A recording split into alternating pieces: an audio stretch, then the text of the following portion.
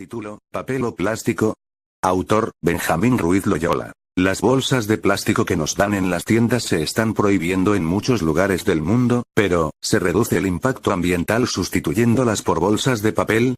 En marzo de 2009 la Asamblea Legislativa del Distrito Federal aprobó modificaciones a la Ley de Residuos Sólidos para prohibir que se sigan regalando bolsas de plástico a los consumidores en los establecimientos comerciales. Las modificaciones a esta ley entraron en vigor el 19 de agosto de ese año. Se previó un plazo de un año de adaptación para los comercios y a partir de agosto de 2010 se empezarán a aplicar sanciones a los infractores. Se supone que se trata de una medida encaminada a evitar la contaminación por plásticos, pero vale la pena analizarla un poco más, porque plantea varias cuestiones que no han sido resueltas adecuadamente. Las bolsas de plástico se están prohibiendo en muchos lugares del mundo, como el estado de California, en Estados Unidos, la ciudad de Toronto, en Canadá, el Reino Unido, China, Sudáfrica y algunas ciudades de Australia y la India. A diferencia de México, en estos lugares el éxito de la prohibición se mide en función del petróleo que se ahorra, no de la contaminación que se evita. La ONU está buscando una prohibición global, pero no va a ser fácil. En México esta medida solo se ha tomado en el Distrito Federal. Los efectos ambientales. ¿Papel o plástico? Nos preguntan en las panaderías al ofrecernos bolsas para guardar nuestro pan. Hay que elegir, pero para eso habría que tomar en cuenta, por ejemplo, cuánto tardan en degradarse estos materiales. Resulta que el plástico tarda bastante más que el papel en descomponerse, pero los efectos sobre el ambiente de producir uno y otro no son iguales. Por eso es necesario examinarlos. El papel se hace con la celulosa del tronco de los árboles, un compuesto polimérico hecho de unidades de glucosa que forman fibras de distintos tamaños, las cuales se mantienen unidas por la lignina. Esta sustancia da firmeza y dureza a la estructura de las fibras. El papel se puede doblar porque las fibras son flexibles.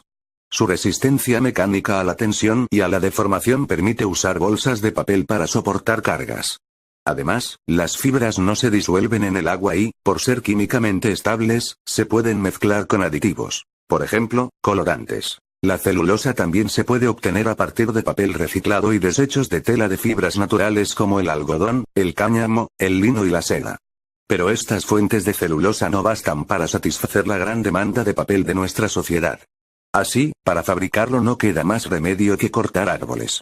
Por si fuera poco, preparar y trasladar los troncos requiere maquinaria especializada de gran tamaño que consume combustibles fósiles. Los troncos cortados para producir papel se dejan secar un mínimo de 3 años. Después se les quita la corteza con maquinaria especial y se cortan en pedazos muy pequeños, que se introducen en agua y se someten a altas temperaturas. A estos trozos se les añaden diversos productos químicos para eliminar sustancias como la lignina o las resinas, que pueden afectar la calidad del papel. Luego se vuelven a lavar para eliminar los residuos químicos y, si es necesario, se les somete a un proceso de blanqueo. Así se produce la pulpa para papel, a la que se le puede añadir algo de pulpa reciclada. Si en la fabricación se emplea material reciclado, la calidad del papel baja porque las fibras van perdiendo flexibilidad y resistencia cada vez que se reciclan. El papel se puede reciclar 6 u 8 veces, según su calidad inicial. La pulpa es una suspensión de fibras de celulosa en agua que debe secarse antes de convertirse en papel. Para eso, primero se extiende la pulpa sobre una malla fina y se exprime con rodillos. Luego se seca con aire caliente o calor directo y vuelve a ser presionada con otros rodillos, que forman rollos enormes de papel cuyo grosor dependerá del uso al que está destinado. También los aditivos empleados definen el tipo de papel que se obtiene. Fabricar papel causa deforestación, contaminación por combustibles fósiles y gasto de agua. Producir plástico es aproximadamente igual de contaminante para la atmósfera, pero la contaminación de agua y suelo es mayor en la producción de papel. El plástico se elabora, principalmente, con productos derivados del petróleo. Para extraer petróleo hay que perforar pozos, lo que implica consumo de combustibles fósiles para la maquinaria y alteración de los ecosistemas donde esté ubicado el pozo. Además, hay que construir caminos para llevar y traer la maquinaria de perforación y el producto extraído, o bien construir un oleoducto para conducirlo. El petróleo se debe transportar a una planta de refinación o fraccionamiento, donde se destila para separarlo en sus componentes. Los productos no se separan de manera individual, sino que están agrupados según su punto de ebullición, es decir, la temperatura a la cual pasan de líquido a vapor.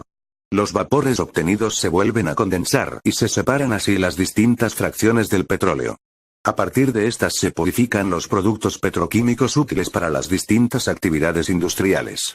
Uno de estos es el etileno, que se usa para obtener diversos productos como el etilenglicol, el cloruro de vinilo y el plástico conocido como polietileno, con el que se fabrican la mayoría de las bolsas empleadas en mercados y tiendas.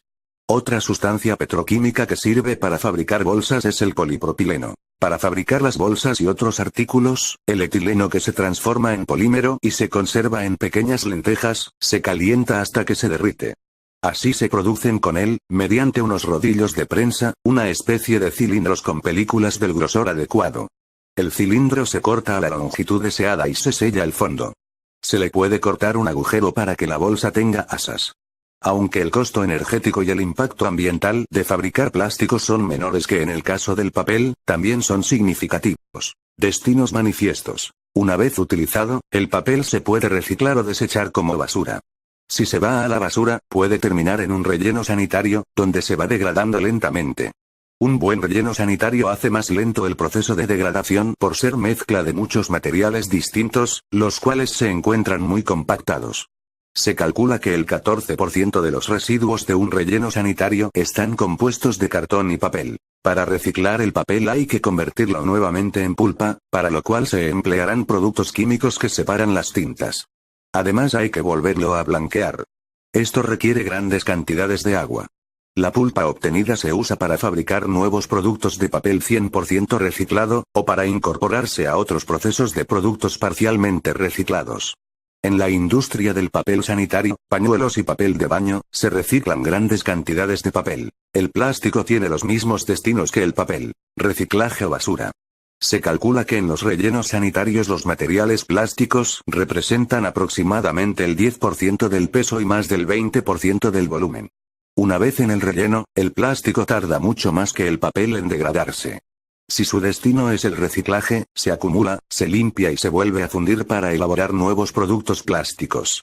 Los plásticos se pueden reciclar más veces que el papel y pueden estar solos o mezclados con otros plásticos, por ejemplo, polietileno con polipropileno, para formar nuevos productos de consumo final, como tubos y mangueras en lugar de nuevas bolsas, aunque sí es posible elaborar nuevamente bolsas. Si bien se dice que los plásticos tardan entre 400 y 1000 años en degradarse, no podemos afirmarlo porque los polímeros sintéticos se fabrican desde hace apenas un siglo, más o menos. Las bolsas llamadas degradables, biodegradables u oxodegradables tardan alrededor de un año en deshacerse, porque tienen fragmentos oxigenados entre cadenas cortas de polímero. Estas cadenas cortas se rompen más o menos rápidamente y dejan fragmentos de polímeros que no son apreciables a simple vista. En 1 o 2 años dejamos de verlos, pero las cadenas poliméricas resultantes tardan bastante más en degradarse completamente. El reciclaje. Mientras más papel se recicla, menor es el volumen de los rellenos sanitarios, lo que ayuda al ambiente. Empero, la contaminación asociada a la manufactura de papel es muy importante, ya que se usa mucha agua que se contamina, dependiendo de los productos químicos que se hayan empleado en el proceso. Si estas aguas contaminadas se vierten en mares, ríos y lagos, tienen efectos muy graves.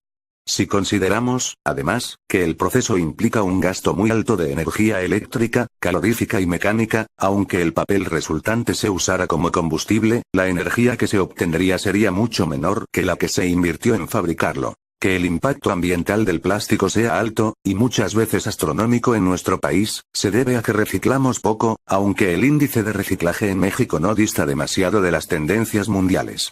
Reciclar plástico consume mucha menos agua que reciclar papel. También es menor el consumo de energía asociado a su manufactura y transformación. Además, muchos plásticos pueden quemarse en calderas, por ejemplo, en plantas termoeléctricas, para generar energía eléctrica, con lo cual aumenta el beneficio que se obtiene de ellos. Puede ser que quemar plásticos sea altamente contaminante, pero solemos olvidar que son derivados del petróleo al igual que las gasolinas y otros combustibles fósiles, cuya extracción y refinación contamina también si no se toman medidas. Desde luego, no todos los plásticos son combustibles, pero los que se usan para fabricar bolsas sí lo son, pero cuidado. El PVC, policloruro de vinilo, nunca debe quemarse, porque produce sustancias sumamente tóxicas y dañinas. Además, las bolsas de plástico usadas nos pueden servir, al menos, para clasificar y separar la basura y así entregar al servicio de recolección paquetes de basura orgánica y basura inorgánica, cada uno en su propia bolsa. Hay plásticos en los lugares más insólitos, desde el fondo de los mares hasta el estómago de peces que no pudieron digerirlos. Sin embargo, eso no es culpa del plástico, sino de quienes no depositamos la basura en su lugar. El papel llega a los mismos lugares, pero se deshace más rápidamente. Los peces que lo ingieren y no lo digieren lo desechan con mayor facilidad. Hoy en día se desarrollan plásticos más amigables con el ambiente. La investigación anda en pos de polímeros biodegradables, que se descompongan más rápidamente y que no generen nuevos contaminantes, véase plásticos biodegradables, ¿cómo ves? No. 79. Entonces, los plásticos no sirven solo para fabricar bolsas y artículos como peines, cepillos y botellas, sino también para fabricar prótesis, válvulas cardíacas, lentes intraoculares y un sinfín de objetos que no solamente hacen la vida más fácil, sino larga y llevadera. No hay que satanizar al plástico simplemente porque los seres humanos no nos comportamos como es debido. Tratándose de contaminación, los seres humanos debemos ser más conscientes y responsables. El dilema de la panadería, plástico o papel, se resuelve mucho mejor si en vez de utilizar artículos desechables empleamos bolsas, canastas o cualquier contenedor reutilizable. Derechos de autor. Benjamín Ruiz Loyola es profesor de tiempo completo en la Facultad de Química de la UNAM y autor de más de 50 artículos de divulgación.